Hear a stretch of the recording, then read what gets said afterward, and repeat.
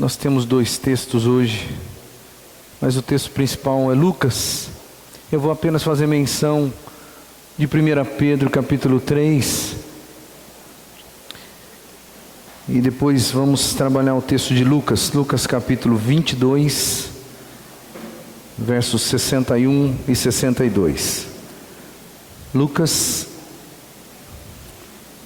22, 61 e 62.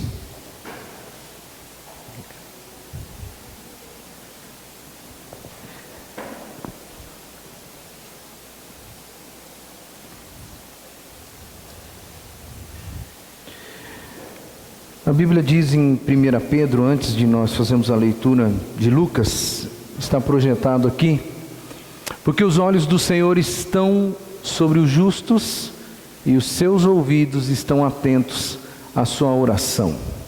Os olhos do Senhor estão sobre os justos. Agora nós vamos então nos atentarmos para o que está escrito em Lucas 22, 61, 62, que você vai perceber que os olhos de Jesus agora vão estar sobre um personagem bíblico que você conhece muito bem. Diz a palavra do Senhor em Lucas: o Senhor voltou-se e olhou diretamente para Pedro. Então Pedro se lembrou da palavra que o Senhor lhe tinha dito: antes que o galo cante hoje, você me negará 3 vezes. Saindo dali, chorou amargamente. Vamos orar, vamos pedir a Deus que Ele fale conosco hoje. Senhor, em nome de Jesus, já experimentamos um dia na Tua presença, nós estamos felizes com tudo que o Senhor já fez, em nós, por nós e através de nós. Agradecemos o Senhor pelo dia, por tudo que aconteceu na nossa vida, pelo cuidado do Senhor, pela provisão, por tudo que o Senhor nos fez e nos deu. E hoje mais uma vez estamos aqui diante da Tua palavra. Como é bom podermos mais uma vez olhar para ela e tentarmos enxergar um pouquinho além. Eu peço em nome de Jesus que esse texto, que tem um enredo por trás dele, que esse texto possa fazer com que nós venhamos a enxergar a maneira com que o Senhor olha para a gente, a maneira com que o Senhor olha as pessoas que estão junto com o Senhor, no reino do Senhor. Eu peço em nome de Jesus que cada um possa perceber aqui, nessa noite, que os olhos do Senhor também estão sobre eles. Nós te louvamos por tudo, te agradecemos, e eu peço que o Senhor fale conosco, fale comigo, fale com cada irmão que está aqui, cada ovelha desse rebanho, que em nome de Jesus nós saímos daqui, Senhor, tendo a confirmação, a certeza e a alegria de saber que os olhos do Senhor estão sobre nós. Nós te louvamos em nome de Jesus. Amém. Os olhos do Senhor estão sobre você. Eu quero que você pense junto comigo no dia de hoje sobre essa premissa. E dizem que os olhos são as janelas da alma, não é mesmo? Poeticamente alguém disse isso, que os olhos são as janelas da alma, porque através dos olhos muitas coisas acontecem, e as pessoas podem até mesmo olhar para nós, e através pura e simplesmente do nosso olhar, elas sabem mais ou menos como que nós somos ou como que nós estamos. Os olhos, eles acabam transmitindo muito mais do que a gente está percebendo. Os olhos, eles transmitem muito mais do que a gente está sentindo. E é difícil, se você é uma pessoa, talvez como eu, é muito difícil alguém não perceber, olhando nos meus olhos, como eu estou. E talvez isso aconteça com a grande maioria das pessoas, porque os nossos olhos, eles transmitem. Eu passei uma experiência extraordinária na minha vida, e vocês sabem muito bem disso. Nós estamos completando praticamente 1 ano. Essa semana tem sido uma das semanas que há 1 ano atrás nós estávamos desesperados, né? Desesperados é um modo de falar, porque a gente confiava e continuava confiando no Senhor. Mas uma das coisas que mais mexia comigo quando eu ia visitar a Andréia eram os olhos da Andréia. Aliás, eu me apaixonei pelos olhos da Andréia. Quando ela me olhou a primeira vez, com aquele olhão esbugalhado, né? Toda apaixonada por mim. E eu me apaixonei pelos olhos dela. E os olhos da Andréia, eles são claros, bonitos, são lindos. Mas lá na UTI, irmão, uma das coisas que mais me machucava era olhar os olhos da Andréia e sentir que os olhos dela estavam definhando, perdendo o brilho. Os olhos da Andréia naqueles dias transmitiam para mim, transmitiam sentimento, transmitiam vida. Porque a cada dia que eu subia naquela UTI, eu via o olho dela diferente, porque ela entrou com um olho e ela saiu da UTI em Guarujá com outro olho. E eu, graças a Deus, eu pude observar depois, quando removi ela para Santos, que o olho dela foi retornando ao normal.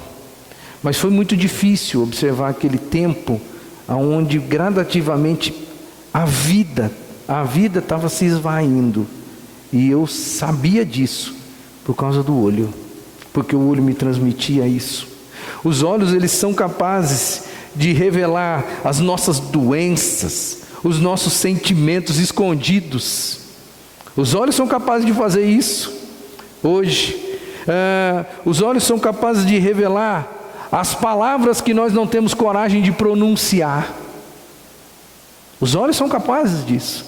Às vezes as pessoas, elas medem as palavras quando conversam conosco, mas o olhar delas denuncia o que elas gostariam de dizer, mas não tem coragem de dizer. Os olhos são as janelas da alma. Os olhos, eles jogam informação para nós. Os olhos, eles denunciam a gente. Denunciam se a gente está bem, denunciam se a gente está mal.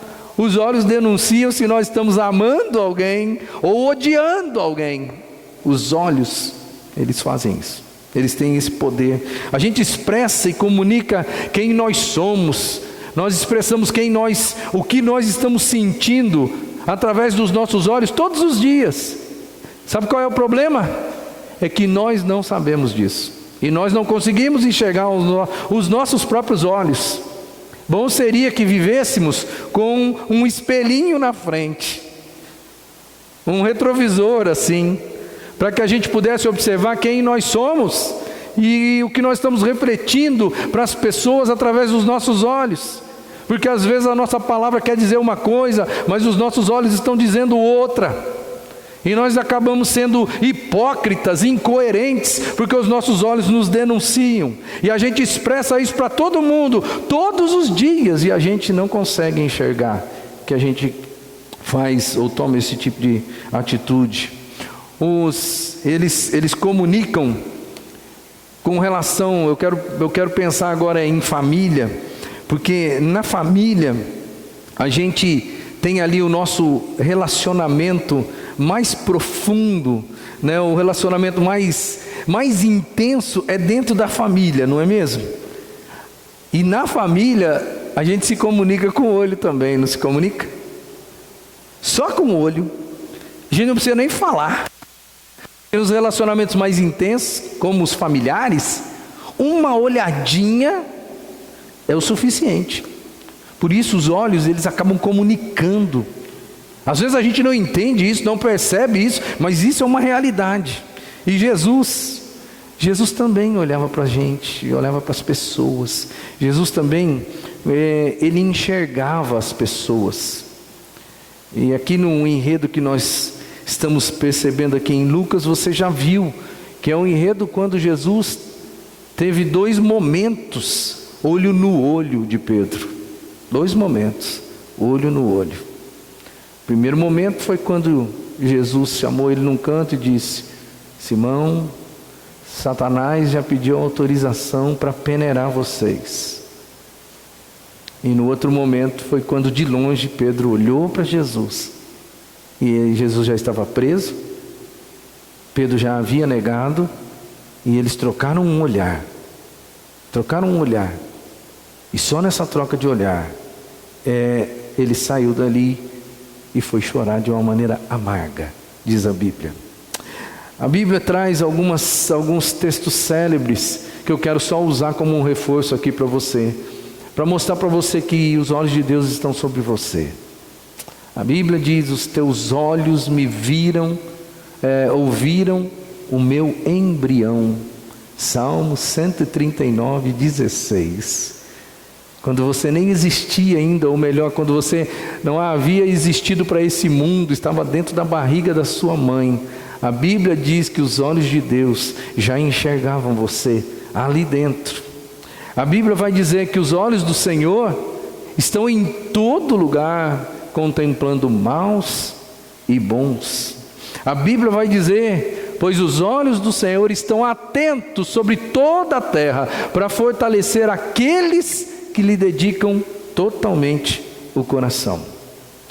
Em uma dessas categorias aí, você se enquadra. Se você é bom, os olhos do Senhor estão sobre você. Se você é mau, os olhos do Senhor estão sobre você. Se você ainda nem nasceu, Lucas não nasceu ainda, mas os olhos do Senhor já estão sobre ele, conforme aquilo que diz a palavra. Se você é uma pessoa que dedica o seu coração totalmente ao Senhor, a Bíblia diz: os olhos do Senhor estão sobre você. Ou seja, os olhos do Senhor estão sobre todas as pessoas. Num determinado dia, Deus estava, através da figura do seu Filho Jesus Cristo, olhando frente a frente para Pedro. E aí eu trago algumas lições para o seu coração aqui, para dizer que os olhos do Senhor estão sobre você e estão sobre as suas fraquezas. Por que que Deus olha para as minhas fraquezas? Porque Ele quer fazer de mim uma pessoa mais forte. Ele quer me fortalecer. É por isso que Ele vai olhar para as minhas fraquezas. Se você pensa um pouco comigo, esse enredo aqui todo que nós estamos vendo trata da figura de Deus, Deus encarnado, olhando para Pedro, tendo uma conversa com Pedro. Jesus sabia todas as coisas. Jesus chegou para Pedro e disse: olha, Pedro, fique esperto, Pedro. Fique esperto, porque o diabo já pediu autorização para peneirar vocês. O que é peneirar? O que é peneirar? Quando você põe na peneira, qual é o seu objetivo? É selecionar, né? Ver quem que passa no crivo da peneira. Quem que passa? E Jesus, Ele vai até Pedro e fala assim: olha, Satanás já pediu autorização, e ele vai peneirar vocês. Os olhos do Senhor estão sobre as suas fraquezas, porque Deus deseja que você seja mais forte. Vamos dar mais uma olhadinha no texto. O Senhor voltou-se e olhou diretamente para Pedro. Então Pedro se lembrou da palavra que o Senhor lhe tinha dito: antes que o galo cante hoje, você me negará 3 vezes. Saindo dali, ele chorou amargamente. Mas eu vou para o texto inicial, porque esse é o texto final. Vamos para o texto inicial, Lucas 22, 31 e 33. Diz o seguinte: Simão, Simão, Satanás pediu vocês para peneirá-los como trigo, mas eu orei por você, para que a sua fé não desfaleça. E quando você se converter, fortaleça os seus irmãos. Mas ele respondeu: eu estou pronto para ir contigo para a prisão e para a morte. Olha só que coisa interessante. Enquanto Jesus estava olhando para a fraqueza de Pedro, porque o Senhor, você acha que Jesus não sabia que Pedro ia trair ele, ia negá-lo? Você acha que ele não sabia? Só as próprias palavras de Jesus aqui já denunciam que ele já sabe a história, porque ele diz assim: olha, eu orei por você para quê? Para que a sua fé não desfaleça. Por que a fé de Pedro haveria de desfalecer? Porque o Senhor já sabia: ele vai trair, ele vai negar. E depois o Jesus ainda continua dizendo: e quando, isso se remete ao futuro, e quando você se converter, quando lá na frente, porque conversão, ela vem depois de arrependimento. Não existe conversão sem arrependimento. Quando você se converter, Pedro, depois que você fizer a burrada, Depois que a sua fraqueza dominar você, tomar conta da sua alma, tomar conta da sua vida, depois quando você começar a reconstruir a sua vida, fortaleça os seus irmãos. Só nessas palavras já dá para perceber que Jesus já sabia todo o enredo, ele já sabia tudo o que ia acontecer, mas o Pedro, talvez como eu e como você, não consegue enxergar a fraqueza dele. E Pedro fala o quê? Não, Senhor, Satanás pediu para peneirar a gente? É mesmo? Pois eu estou pronto. Eu estou pronto para estar contigo e ir contigo para a prisão e, se for preciso, para a morte. Que cara presunçoso. Eu fico pensando na figura de Cristo, que estava do lado dele, bem do lado dele, bem frente a frente, escutando essas palavras da boca desse homem, e Jesus olhando para ele e falando: você sabe nada, menino, não sabe nada, daqui a pouco a gente conversa, daqui a um pouquinho mais de história a gente volta a conversar, e esse topete, Pedro, que você tem agora, ele vai baixar rapidinho. Não vai ser. Pedro não conseguiu enxergar a própria fraqueza, mas os olhos de Jesus estavam sobre as fraquezas de Pedro. Ele enxergou e sabia muito bem. Você já avisou alguém? Você já avisou alguém de algum perigo, de alguma situação difícil, alguma situação complicada, e a pessoa ouviu você, mas ouviu por educação, e na verdade ela não deu nem bola para aquilo que você estava dizendo, e de repente depois essa pessoa se deu mal naquilo que você avisou? Já aconteceu isso com você? De você chegar, alertar alguém, falar: olha, cuidado, hein? Olha, cuidado com isso, aquilo. Pai e mãe geralmente já fez isso, né? E de repente a pessoa não dá muita bola, e aí o indivíduo chega lá na frente, aquilo que a gente falou, do jeitinho que falou, ele não levou em consideração, e ele fez e errou. Quando essa pessoa falha, o que vem no seu coração? O que vem no seu coração quando você vê uma pessoa que você avisou ela que ela não deveria fazer o negócio, não deveria agir daquela forma, ela foi, ela fez, e ela se deu mal? Não dá uma decepção?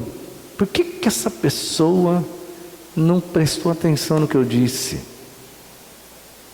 Eu velei por ela, eu a assisti, eu a orientei, mas ela não deu bola. Porque o nosso olhar na situação é um olhar decepcionante. Nós ficamos tristes, amargurados, mas também tem um outro sentimento que passa no fundo da nossa alma. Não tem jeito de falar que não passa. A gente fala assim: bem feito. Você não me deu ouvidos, né? Bem feito. Lá no fundo, por mais que às vezes a gente fique um pouco triste, vem esse sentimento. Marido e mulher, quando nas brigas da vida aí, o que acontece? Sempre vem uma palavrinha assim: eu te disse. Não vem uma palavrinha assim? Eu te disse. E esse eu te disse, ele é dito de uma forma assim sarcástica, é carregada de um sentimento assim, viu? Eu tenho razão, você não observou o que eu tinha dito para você, bem feito para você. Porque quando a gente é casado, a gente parece ter um certo prazer de falar isso, né, Tareia? Eu já falei para ela, ela já falou para mim: bem feito, não prestou atenção naquilo que eu disse. Esse é o sentimento do nosso coração quando a gente olha para a fraqueza do outro, porque o outro errou, o outro caiu. Agora o olhar de Jesus sobre Pedro nessa situação, ele foi diferente, porque o enredo da história, o pós, verso 63 vai mostrar que o olhar de Jesus para Pedro no início da palavra, já é um olhar de reconstrução, de oportunidade, de nova chance, porque antes mesmo de Pedro negar, Jesus disse para ele assim: mas eu orei por você, para que a sua fé não desfaleça, e quando você se converter, fortaleça seus irmãos. O olhar de Jesus não foi assim: olha, você vai se dar mal, olha, você pensa que você é o que você não é. Não, Jesus já está olhando, o olho de Cristo está na fraqueza, ele sabe que o cara vai trair ele, mas o olho de Cristo já está assim, dando uma nova chance, dando uma nova oportunidade, dizendo para ele nas entrelinhas: você vai cair, mas eu orei por você, para você não perder o rumo na hora que você cair, e quando você consertar a sua vida, reconstruir a sua vida, olha, por favor, fortaleça os seus irmãos. Fortaleça através do quê? Através da sua própria vida, através da sua experiência, através da sua queda, através da sua fraqueza. Mostre para eles que esse tupete que você tem hoje, ele está aqui hoje, mas um dia ele não vai estar. E mostre para as pessoas, para os seus irmãos, fortaleça os seus irmãos. Diga para eles: olha, eu tive uma experiência muito grande com o Senhor, e eu preciso dizer o que aconteceu comigo. Fortaleça seus irmãos. O olhar de Cristo é um olhar de reconstrução. Mas ele está olhando para a fraqueza. Mas ele olha para a fraqueza tentando reconstruir. E hoje, meu irmão, hoje não é nada diferente com você. Qual é o lado fraco, angustiante da sua vida? Qual é o problema sério que você está enfrentando? Quem é você diante de Deus? Quais são as dificuldades? Quais são suas fraquezas? Deus está olhando para as suas fraquezas também. Mas o olho de Deus para as suas fraquezas, ele é diferente do olhar humano. Eu, como pastor, eu vejo as pessoas errando. Eu vejo as pessoas errando. E às vezes a vontade que eu tenho como ser humano é falar assim: quando cair, quando ralar, tomara que aprenda. E depois não vem chorar aqui comigo não, porque eu já falei um monte de vezes, eu já falei de várias formas, já falei de várias vezes. Depois não vem chorar para mim não. Eu vejo as pessoas errando. O meu lado humano, ele diz o seguinte assim, que eles se lasquem, porque eles estão ouvindo a verdade. Estão ouvindo a verdade e não estão dando ouvidos à verdade. Então na hora que cair, na hora que ralar, que o sangue corra e não venha pedir para mim para passar aquele metiolate que não arde. Esse é o meu lado humano, que fala mais ou menos assim: bem feito, eu sempre disse para você tomar cuidado. De uma forma direta e uma forma indireta. Você não quis ouvir porque eu não quis. Esse é o meu lado humano. Mas o meu lado Silvio, controlado pelo Espírito Santo de Deus, ele me diz assim: faça como Jesus fez.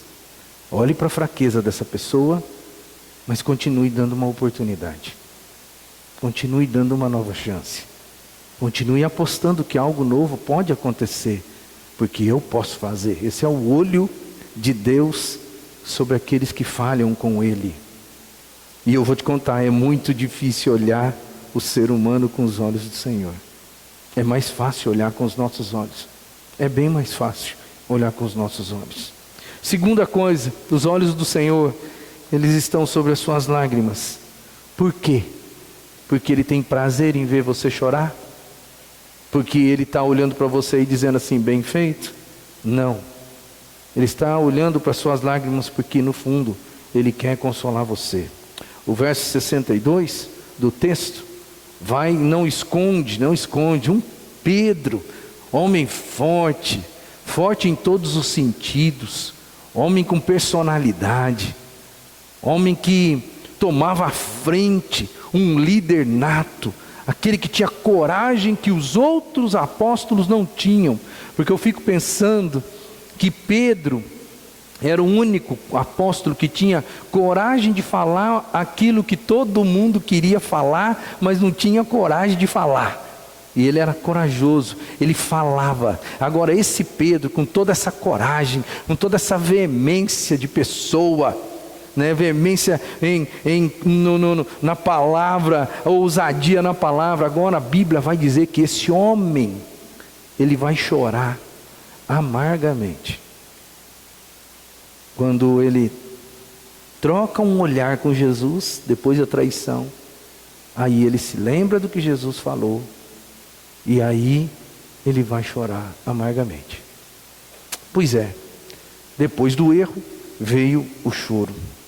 Se Jesus sabia que Pedro iria traí-lo, você concorda comigo que Jesus sabia que ele ia traí-lo. Tanto é que o texto fica claro quando Jesus fala, Satanás pediu autorização para envenenar vocês, e nas entrelinhas, olha, você vai cair, e quando você se recuperar, quando você se converter, fortaleça seus irmãos. Fica claro e evidente que Jesus já sabia o que ia acontecer. Se Jesus sabia que Pedro iria negá-lo, traí-lo, você acha que Jesus também não sabia que Pedro iria chorar? Sabia. É natural a gente pensar assim. Então, ele sabia que Pedro iria chorar. Assim também se passa com as nossas lágrimas, com o nosso choro.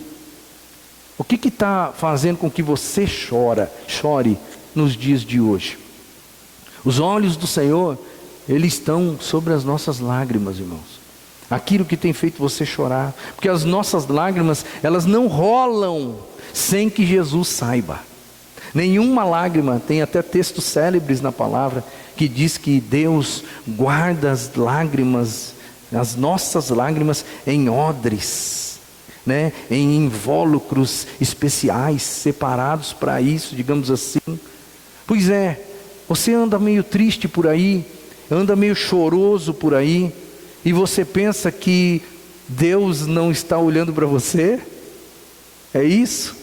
Eu quero dizer para você que, mesmo se você estiver triste, andando amargurado, cheio de problema, você está doente, e porque está doente você tem chorado, às vezes não de uma maneira externa, mas internamente seu coração tem chorado, porque você anda triste, amargurado, e parece que Deus esqueceu de você.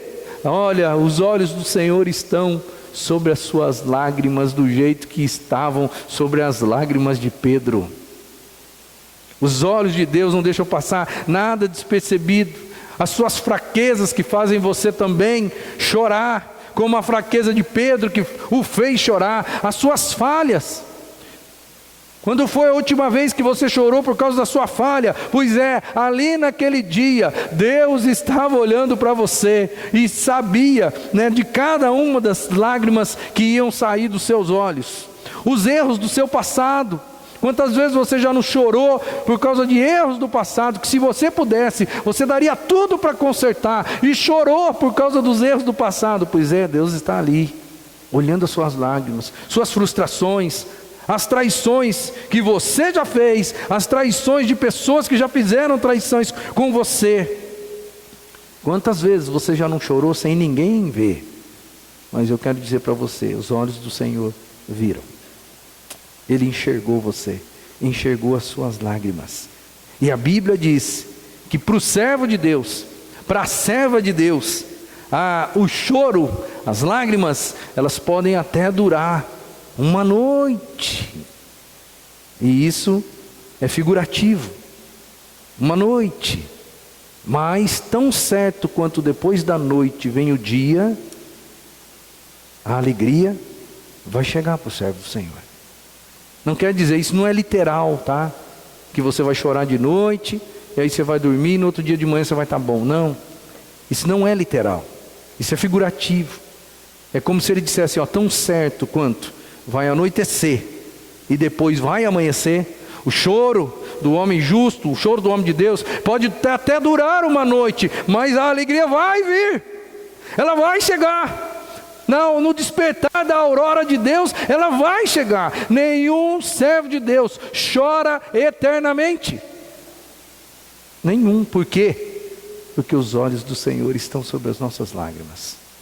E Ele quer consolar a gente. Esse é o motivo de que Deus olha para as nossas lágrimas, porque Ele quer consolar a gente. E a prova de que os olhos do Senhor, os olhos de Jesus estavam sobre as lágrimas de Pedro e que queriam consolar Pedro, a prova já era pré-existente, porque Jesus já havia dito para ele: eu vou orar por você, para que você não desfaleça, e quando você se converter, já existia aí uma pré-existência de consolo para ele, de reconstrução, de recomeço, mas vai muito mais e muito além disso. E aí vem o meu terceiro ponto: os olhos do Senhor estão sobre você, estão sobre, melhor, o seu coração, porque Ele tem planos futuros para você. A prova de que os olhos de Deus estavam sobre as lágrimas de Pedro e está sobre as nossas lágrimas é porque Ele quer consolar a gente. E dentro da ideia de consolo existe sempre um futuro melhor, sempre.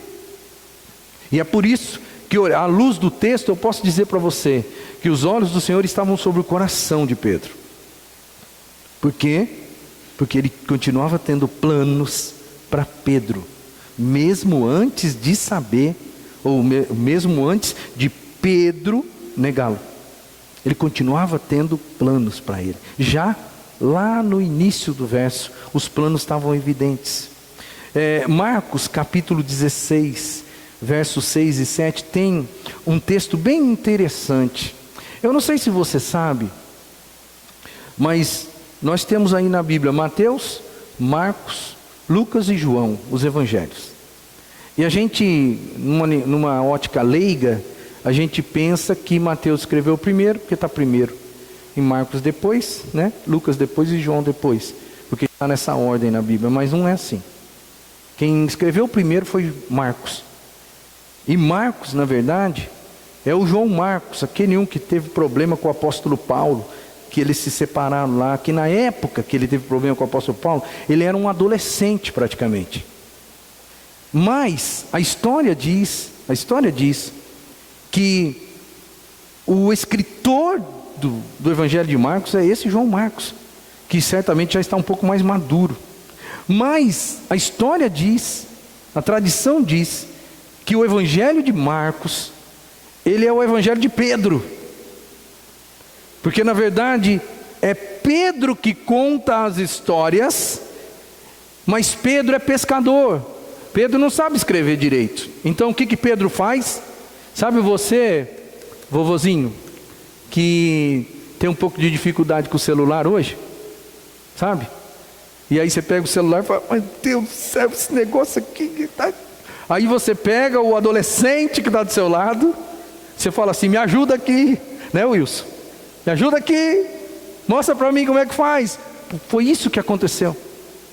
Pedro encosta em João Marcos e fala assim: olha, vamos escrever a história de Jesus, me ajuda, porque eu não consigo, eu sou pescador, eu sou um cara que eu não consigo escrever direito, eu vou passar vergonha se eu escrever. E aí, então, eu posso dizer que o Evangelho de Marcos é a história de Jesus narrada por Pedro e escrita por Marcos. É isso, certo?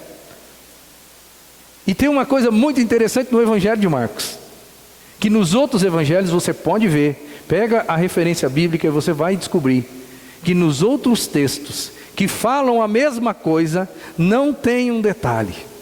O detalhe de Marcos capítulo 16, versículos 5 a 7, diz o seguinte, ó: entrando no sepulcro, viram um jovem vestido de roupas brancas, assentado à direita, e ficaram amedrontados. Não tenham medo, disse eles. Vocês estão procurando Jesus, o Nazareno, que foi crucificado? Ele ressuscitou, não está aqui. Vejam o lugar onde o haviam posto. Vão e digam aos seus discípulos, ou melhor, digam aos discípulos dele e a Pedro: ele está indo adiante de vocês para a Galileia. Lá vocês o verão, como ele lhes disse. Tem um detalhe nesse texto aqui que nenhum outro narrador dos evangelhos fala. Essa palavrinha aqui, e a Pedro. Vamos pensar um pouquinho. Tem sentido você dizer: diga aos discípulos dele, e a Pedro. Tem sentido? Pedro não era discípulo? Então se eu falasse assim, diga aos discípulos que ele está na Galileia diante de vós, Pedro não está incluído? Está incluído. Mas o problema é que quem escreveu esse negócio aí foi Pedro. Ou melhor, quem foi falando, lembra? João Marcos, escreve aí. João Marcos, escreve aí. Que aconteceu isso, isso, aquilo. E que daí, João Marcos, o anjo disse o seguinte: diga para os discípulos e para mim. Ele falou o meu nome, não é? Os discípulos e eu.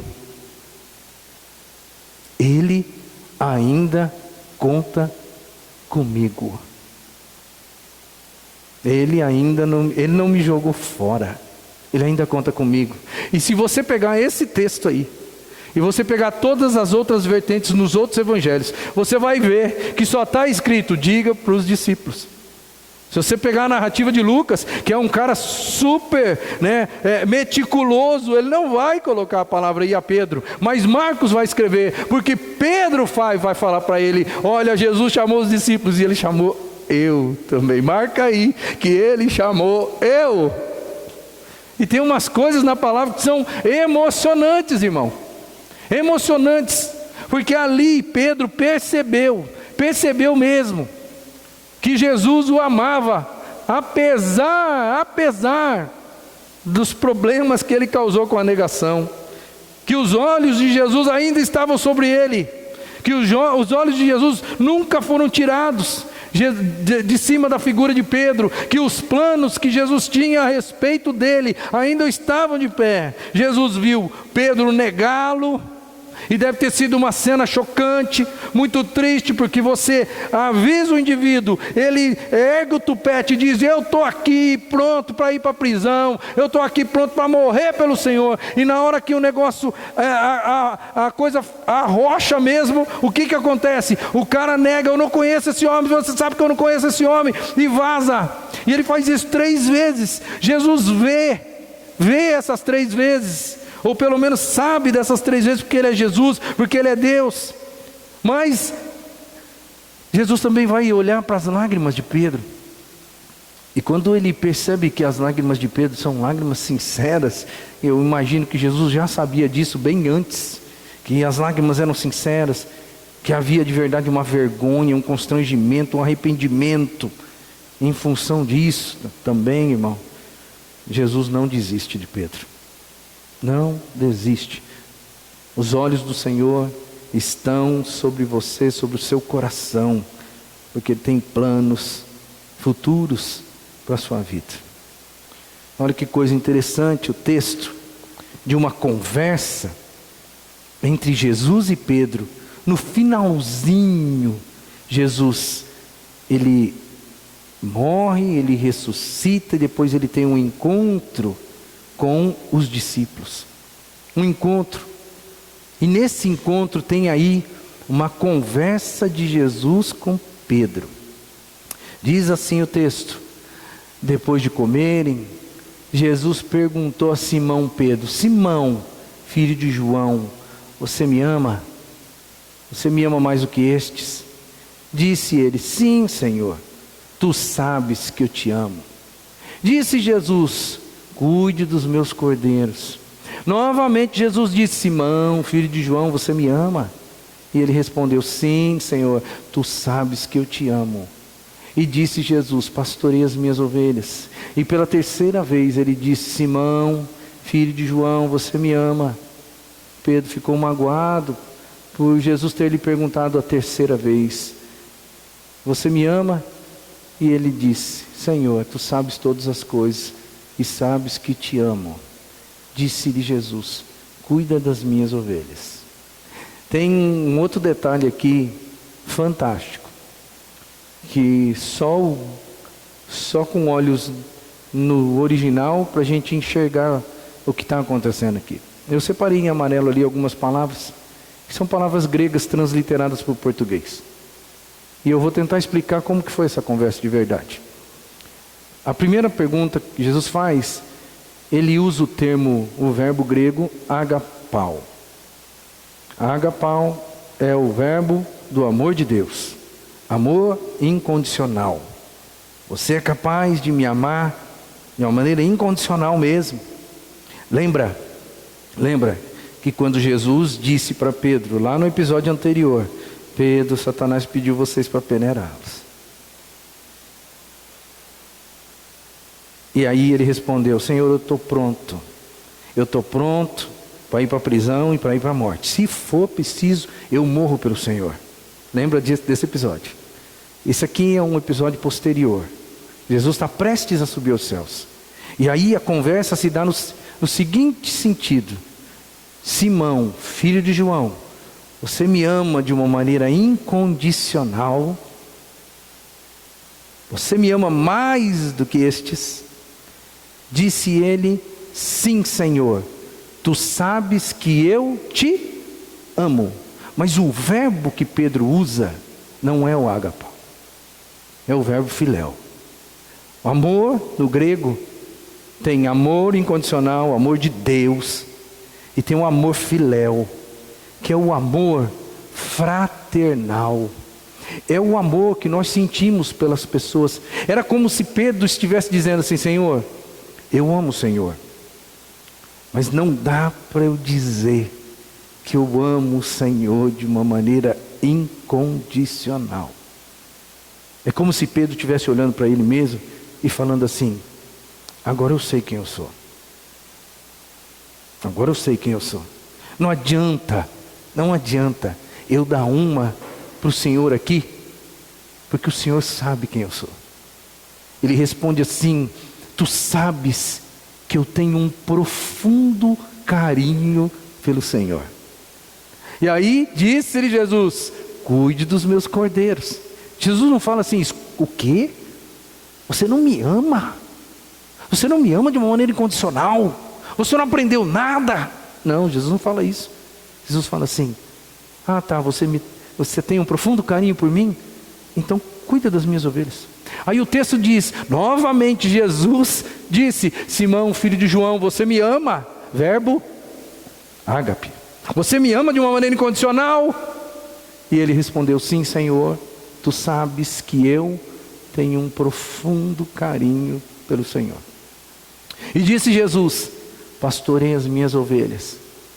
Pela terceira vez ele lhe disse, Simão, filho de João, olha só, você tem um profundo carinho por mim?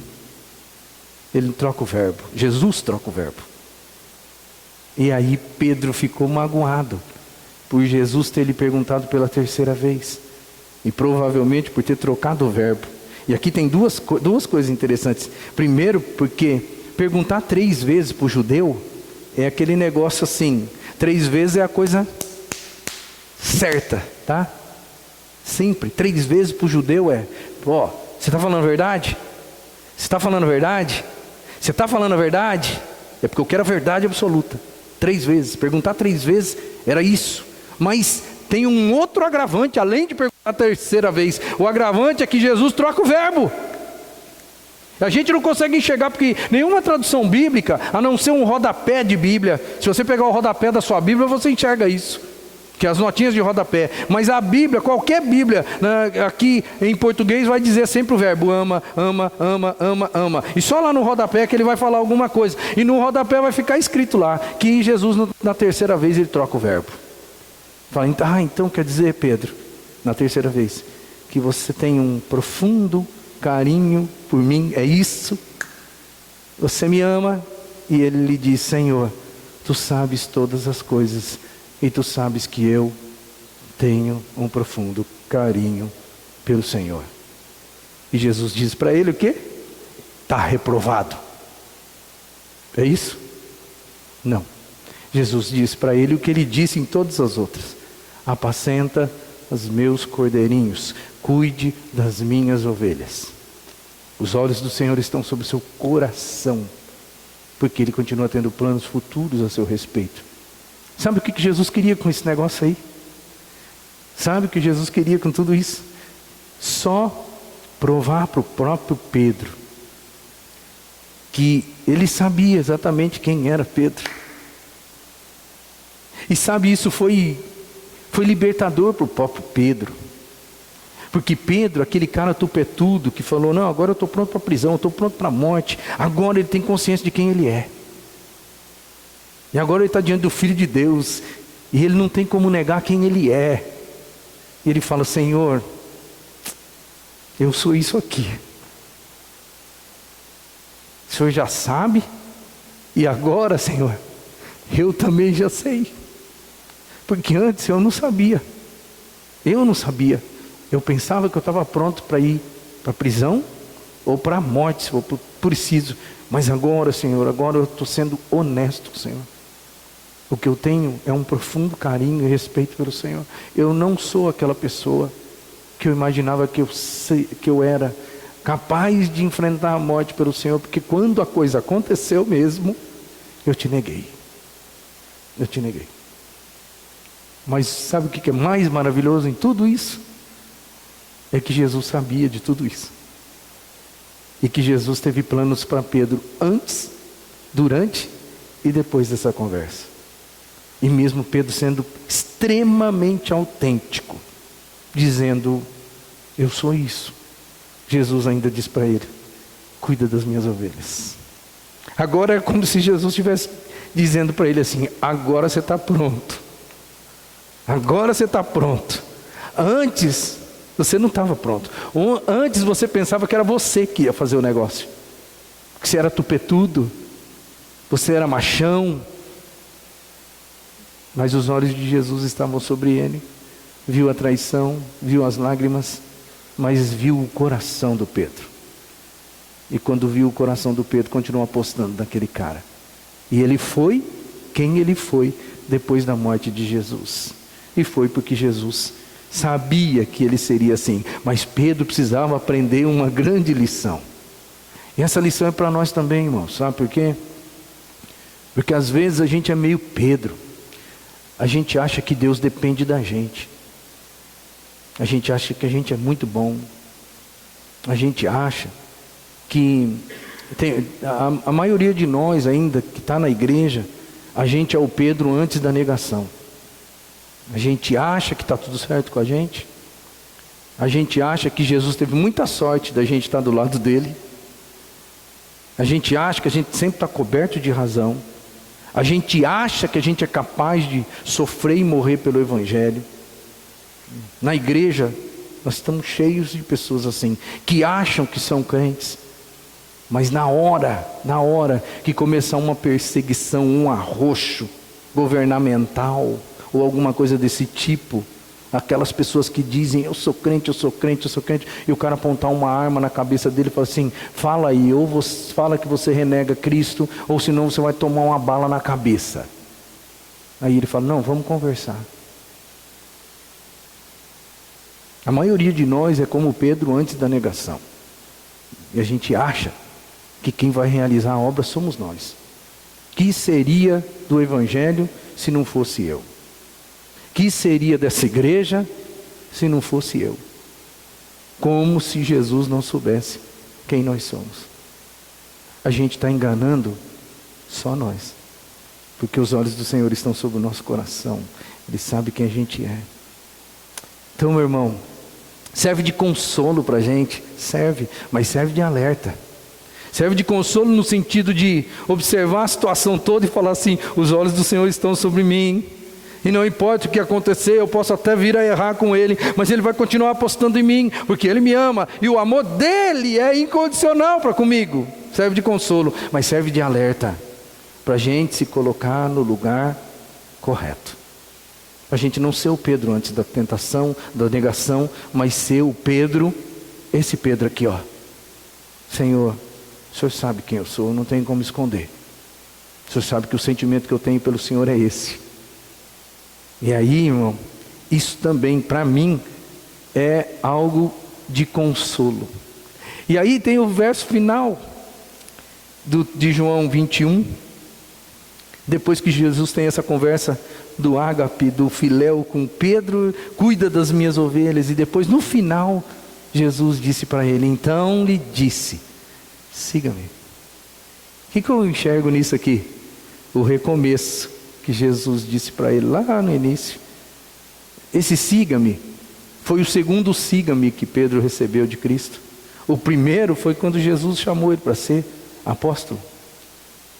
E no percurso ele caiu, no percurso ele negou, e Jesus agora chama ele de novo. Chama ele de novo.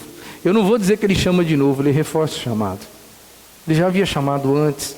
Deus conhece todas as coisas, sabe do nosso coração, sabe da nossa vida, sabe de toda a nossa existência, sabe quando nós vamos cair, sabe de tudo.